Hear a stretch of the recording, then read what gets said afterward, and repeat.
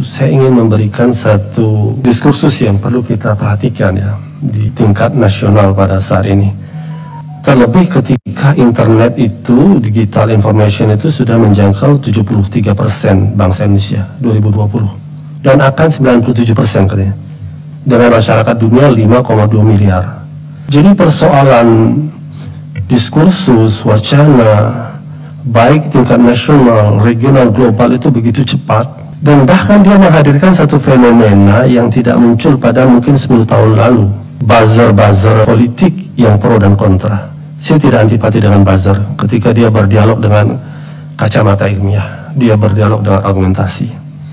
Yang saya khawatirkan adalah ketika dia keluar dari situ dan menghukum orang yang cerdas, dialog kenegarawanan yang ingin memberi kontribusi dengan label-label yang tidak patut dalam konteks evaluasi kurikulum dan pengkajian jangka panjang Lemhanas dan Wantanas adalah statement-statement para pejabat negara, wabil khusus saya soroti pemerintahan yang harusnya sangat terukur. Itu sudah masuk pada konfrontasi wilayah ideologi, hukum, dan demokrasi punya konsekuensinya. Apa yang saya maksud dengan ideologi? Pada Februari 2020 sangat miris gitu, dan itu sempat menjadi keramaian juga di media sosial dan media massa. Profesor beliau mengangkat satu wacana ideologi dengan membenturkannya dengan agama. Ini yang saya maksud isu ideologi. Musuh terbesar Pancasila adalah agama, bukan kesukuan. Dan muncul kembali ketika isu KPK, tes wawasan kebangsaan, membenturkan antara Pancasila dan agama dan Pancasila dan Al-Quran. Ini punya dampak bukan saja ideologis, saja politis, demokrasi, dan hukum. Yang mana statement itu menimbulkan keramaian luar biasa, sangat tidak patut, sangat saya kira sangat naif ya keluar dari seorang ketua BPIP statement itu. Untuk kita perbandingkan dengan kelasnya dialog para negarawan founding fathers kita, saya kira itu nggak ada tuh.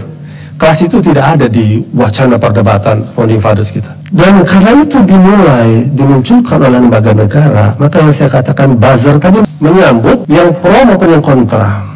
Yang pro itu sudah begitu berani ya menyebutkan sampai ya kepada penistaan agama. Yang kalau lihat kita lihat undang-undangnya KUHP 156 jelas itu. Dengan ungkapan kebetulan ini serang agama mayoritas, Islam agama arogan, terorisme punya agama, agamanya Islam.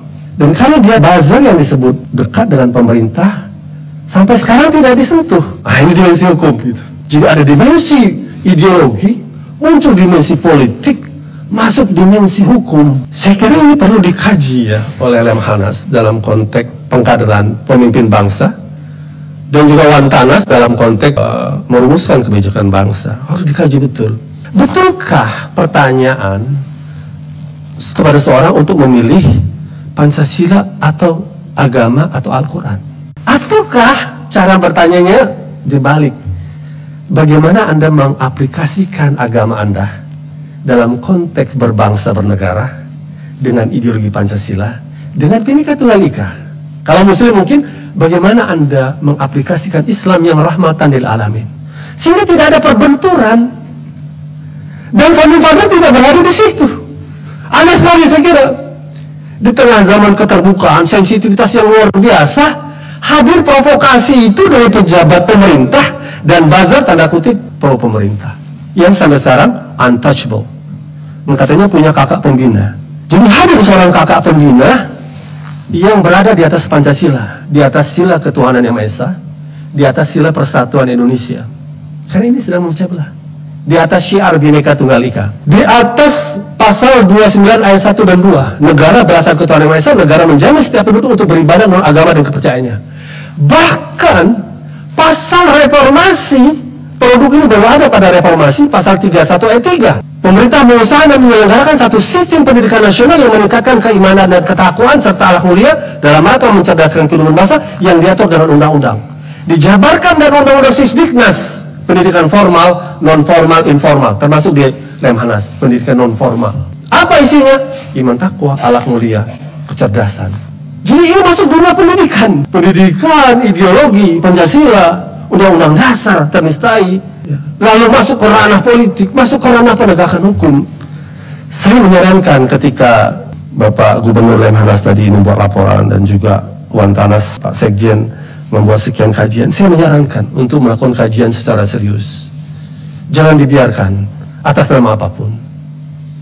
Tidak ada pembenarannya. Atas nama Pancasila tidak ada pembenaran. Atas nama Undang-Undang Dasar tidak. Atas tetap MPR nomor 6 2001 etika berbangsa bernegara tidak ada pembenaran. Atas nama Undang-Undang 66 tidak ada pembenaran. Atas nama KUHP 156 penistaan agama tidak ada pembenaran. Pasal 1 ayat 3 produk reformasi Indonesia adalah negara hukum di Undang-Undang Dasar kita tidak ada pembenaran. Jadi negara ini harus berjalan sesuai dengan relnya. Terlepas dia koalisi atau oposisi, seluruh anak bangsa, eksekutif, legislatif, yudikatif, civil society, masyarakat, media, harus kita bingkai dalam bingkai besar itu. Kekuasaan tidak untuk itu, kekuasaan untuk keadilan. Disitulah nafas panjangnya Indonesia, disitulah masa depan Indonesia. Apapun yang terjadi perpolitikan di tengah bangsa ini, saya berharap Lemhanas bisa mencapai apa yang pernah dicanangkan, world class institution, dan sebagian saya sudah lihat hasilnya. Dan ke depan, apalagi dengan katanya akan mencapai 97% bangsa Indonesia akan terkena internet, kalau ini dibiarkan bahaya. Tidak boleh atas nama kekuasaan. Ya. Power tends to corrupt, absolute power corrupt absolutely. Kalau kita biarkan kekuasaan itu akan corrupt absolutely. Satu kalam hikmah yang menarik, ketika seorang pemimpin Islam yang sangat terkenal, Umar bin Khattab, Khalifah Islam kedua, ketika dia berhadapan dengan seorang warga yang dia tidak senang, sang warga bertanya, apakah Anda tidak senang sama saya? Iya. Apakah Anda akan berbuat tidak adil kepada saya? Tidak. Saya boleh tidak senang kepada Anda, tapi sebagai pejabat negara, saya harus memperlakukan seluruh warga negara saya dengan keadilan. Saya bisa tidak senang dengan 1, 2, 3 orang atau sekian banyak orang, tapi saya sebagai pejabat negara, anggota masyarakat, saya terikat untuk memperlakukan seluruh warga negara dengan hak-hak berkeadilan. Demikian untuk masukan kepada Lemhanas dan Wantanas. Semoga bangsa kita ke depan terselamatkan, kita bisa mencapai kemajuan bangsa yang beradab di tengah pergaulan bangsa dunia, dan nilai indeks demokrasi kita tidak menurun di tengah era keterbukaan seperti ini. Assalamualaikum warahmatullahi wabarakatuh. Allahu Akbar, merdeka!